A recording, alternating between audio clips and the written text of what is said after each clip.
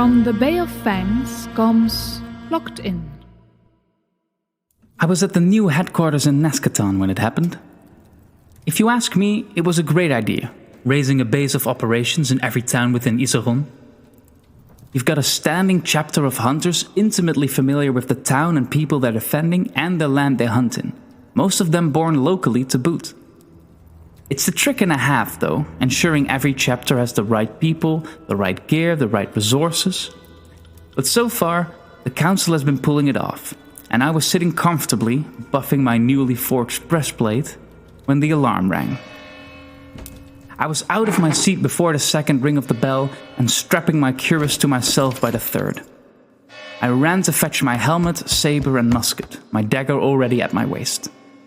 I burst out into the streets alongside my squad members, Sister Aubrey, Brother Zachariah and Brother Julian. It was fortunate we had all decided to remain within headquarters while off duty. Our squad leader, Sister Ellen, however, was off with Master Tomeo to find terrain for some secret test she had been very vague about, so we would have to make do without her. Outside, I saw makers, providers and traders rush into whatever buildings they could, a beast at their heels. It was limber, moving with flowing movements interrupted by short, sharp twitches. It resembled a wolf in build, grey fur covering it from large paws to long snout and large ears. But it was more vicious, its muscles almost angular. Without a moment's hesitation, the four of us leveled our muskets and fired, sending the beast flopping jerkily to the ground. We ran over to it, Aubrey making sure it was dead with a quick stab of her dagger. We were about to study our kill when gunshots told us the alarm wasn't ringing for just one beast breaching the perimeter. I wondered briefly how multiple beasts had gotten past 3 on-duty squads of hunters, but set these thoughts aside to focus on what needed to be done. Setting off towards the gunfire, we reloaded as we ran. Coming out into the main street, we saw the scope of the assault. Throughout the length of Nescetan, beasts similar to the one we shot were darting across the streets. Some barked and jumped against doors and window shutters. Others shot between buildings, chasing seemingly nothing with a ferocious vigor. Still others climbed up the fruit trees lining the street or even ran up walls to hide in the roof gardens. I swallowed at the sight, hardly knowing where to start with these clambering fiends. By their rigidity, I could tell my siblings were similarly struck.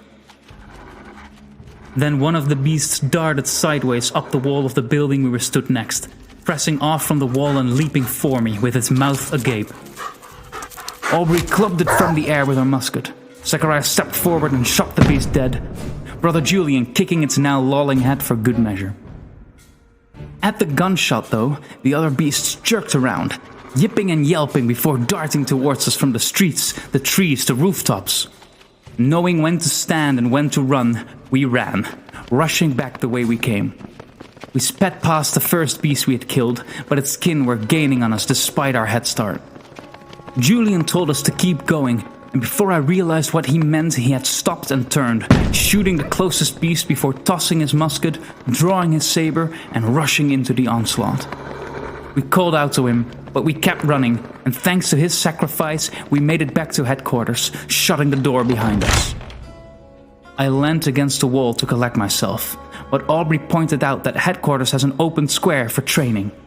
Startled by what this meant, we moved swiftly into the building, splitting up to shut every door and window the beasts could reach from the roof. We were almost done when one of them landed in the courtyard and rushed through the final open door to attack Zachariah. His calls for aid echoed through the halls as I ran toward him, but they turned into a strangled gurgle before Aubrey or I could reach him.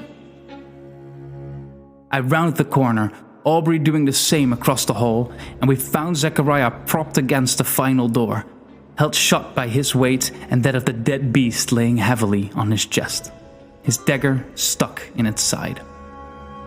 His face was drooping, streams of blood coating his cuirass as they ran from his torn throat. We grit our teeth at the loss, shutting the door properly and heaving the beast into one corner, laying Zachariah out in the other. Reverentially, we stuck his dagger in his heart so that the star steel could prevent the Dark Ones from resurrecting his remains until we had time to burn them. We then did the same with the beast. Safe for now, Aubrey and I sank onto our haunches, panting and sweating, to take stock. Nescetan was overrun with beasts. We had lost 2 of our squad members to them, and we had no idea where our squad leader was, or even if she had survived the onslaught so far. Similarly, we had no idea how Master Tomio or Nescetan's other squads were faring. Furthermore, although we were safe for now, we were locked in, and we were supposed to be out there hunting the beasts. The thought of waiting out the storm felt repulsive to us. I suggested the best course of action would be to get word to Fenblith. After all, its standing force is much larger than that of Nescetan, and it could easily send help.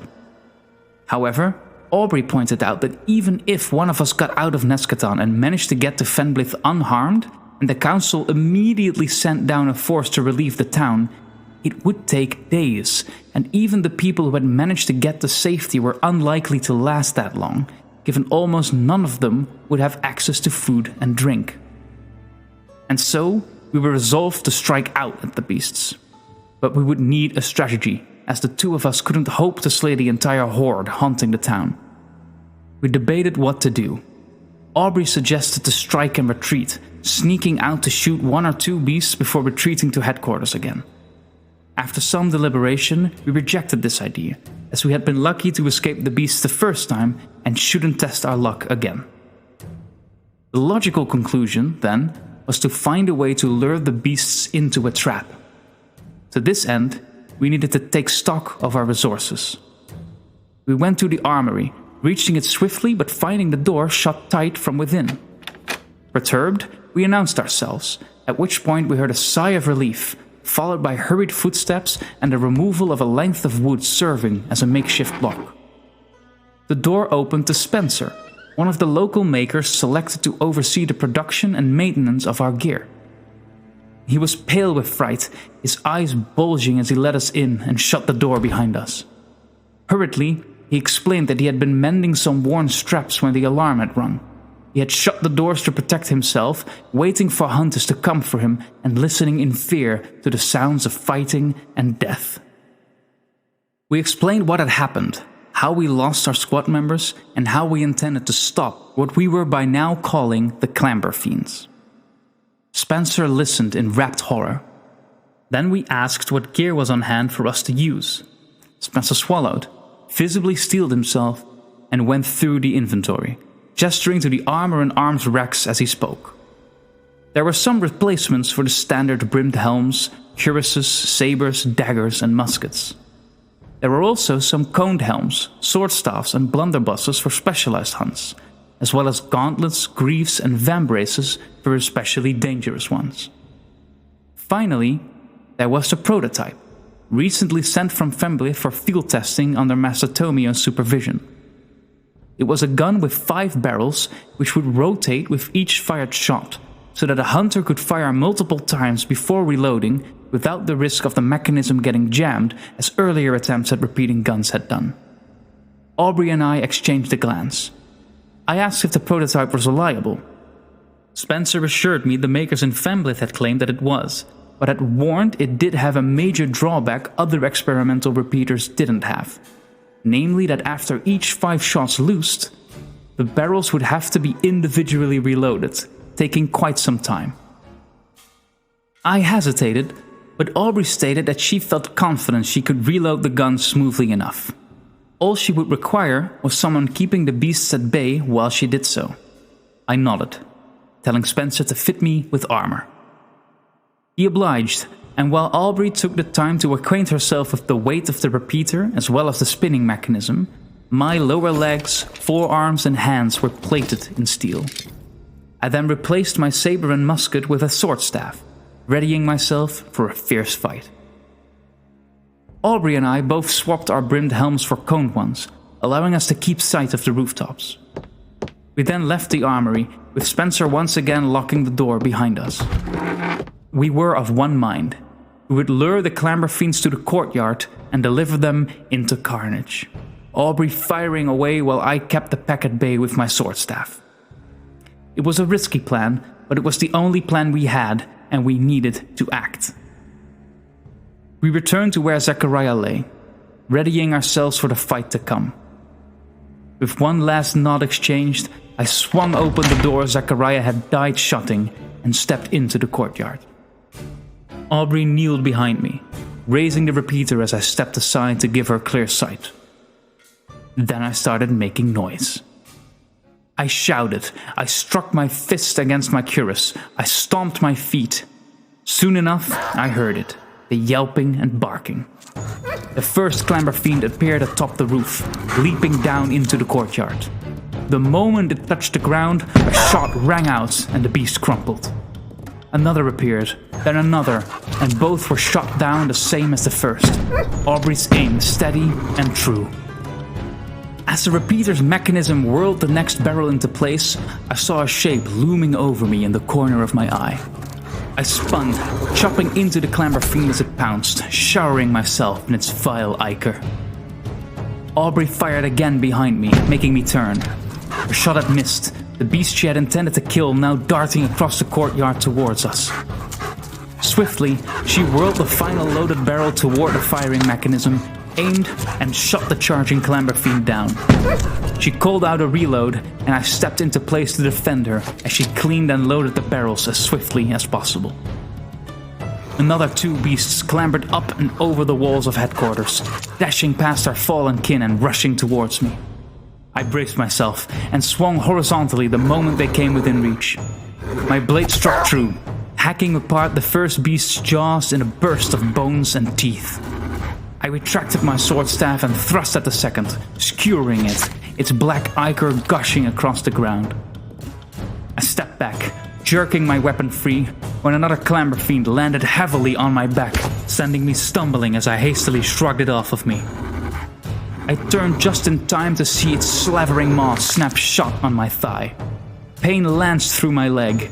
My body urged me to strike down at the beast with my gauntleted fist, but my training overruled it, and I swiftly drew my dagger and stabbed it down into the nape of the beast's neck. With a shudder, it let go.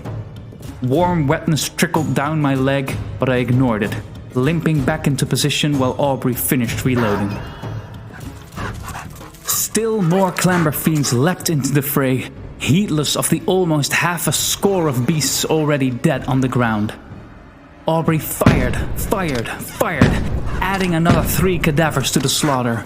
My leg burned, but I stayed sharp, noticing another clamber fiend trying to jump me just in time and leaping aside. I made to strike it, but it turned to Aubrey instead, leaping toward her. Without hesitation, I hurled my sword staff, nailing the beast to the ground mere paces from Aubrey. In thanks, she shot another above my head, its limp body sliding from the roof and crashing down a short space behind me. I limped to my sword staff, gasping at the pain. With more effort than it ought to have taken, I withdrew the weapon from the beast, planting its butt in the ground to lean on it instead of my leg. I breathed deeply, forcing the pain out of my mind. We waited for more. Aubrey reloaded the 4 barrels she had emptied as I continued to monitor the roofs. Sound came from outside the gate. I sank into a ready stance despite my aching thigh. Then we heard a voice. Master Tomio had returned. I rushed over to the gate as swiftly as I could, ignoring my injured leg as Aubrey covered me with the prototype. I unlocked the gate and wrenched it open. In front of me stood the battered members of the 3 on-duty squads, covered in blood and ichor, led by Master Tomio, Sister Ellen at his side. I collapsed at the sight, my body finally giving in to the wounds in my leg as I realized what their return to headquarters meant. The beasts were dead.